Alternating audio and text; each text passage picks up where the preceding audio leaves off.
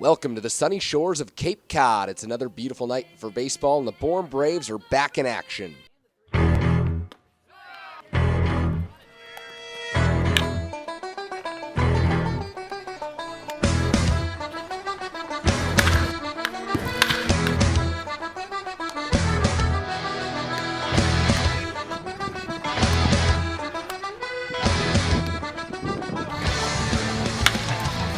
Cape Cod Baseball League, where the best players from across the country come together and square off against one another. Episode 37 and a half of Tomahawk Talk, an all-star game special alongside our normal crew, Chris Jones, Troy Lynch, Liam Sullivan. I'm Kerry Crowley, and we're joined by two members of the jury, the self-dubbed Iceman Gavin Vittori and the mailman Austin Conway. Tonight, both of you guys make an all-star game appearance. And for both of you, the same question. What was it like out there? It was unbelievable. I mean, I find myself saying that word a lot recently, but I went to try out here for the Cape 2 years in a row, and to be able to come back here and play the All-Star game was amazing.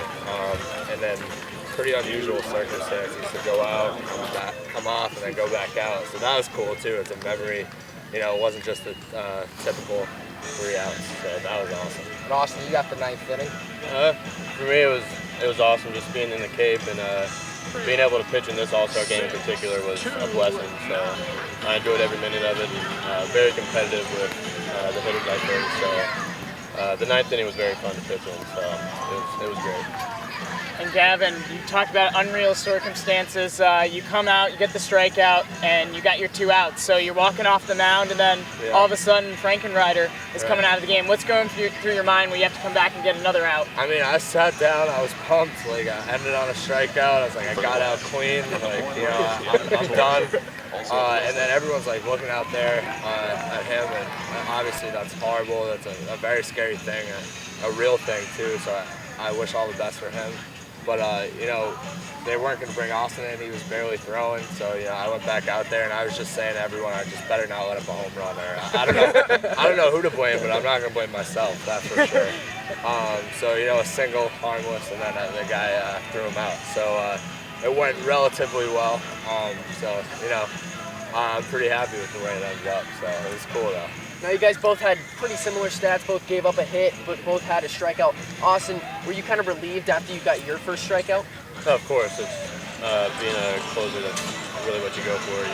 You work as a strikeout pitcher, so being able to get that first strikeout and not let on a base runner in general was a big relief to move on with the inning, so I'd say yeah.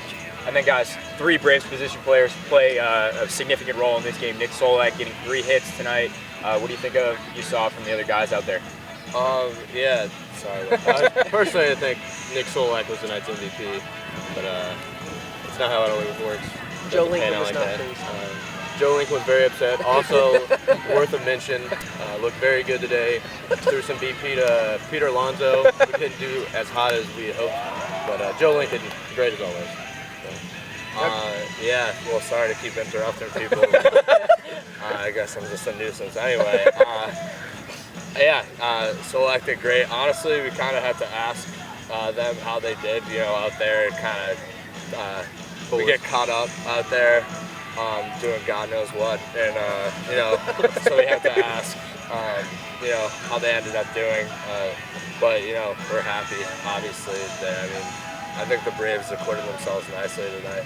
Well, guys, thanks so much for joining us. You're good to walk off. Enjoy your evening. Celebrate your all-star performance. Episode 37 and a half continues as we discuss Nick Solak, not the choice for MVP tonight, Chris.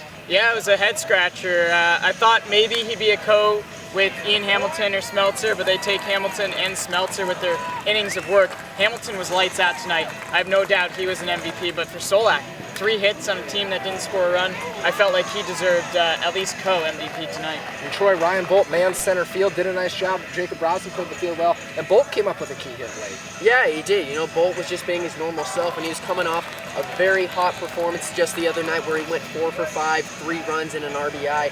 And, you know, he didn't get certain at-bats that he wanted, but he came out with a hit, and that's what you always like to see. And, of course, you know, Jacob Robinson and Ryan Bolt left field and center field.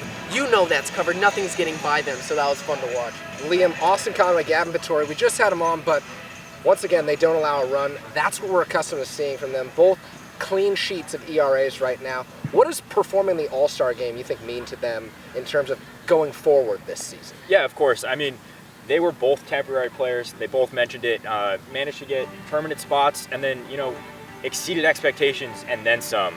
They have yet to allow runs. Those ERAs just perfect. And I think that's going to be a huge thing going forward. That confidence is sky high for these guys, and it's only going to keep building as the Braves keep moving towards the playoffs. A wonderful evening for baseball here at Spillane Field. You can't say that phrase enough. 1-0, the East Division defeats the West Division. That will do it for episode 37 and a half of Tomahawk Talk. But don't worry, episode 38 coming to you tomorrow night, a special 6 o'clock Sunday start time at Spillane Field. And we'll bring you episode 38 of Tomahawk Talk as the Braves take on the Gatemen. And makes the catch for the final out of the ball game. Ball game over. Bravos win.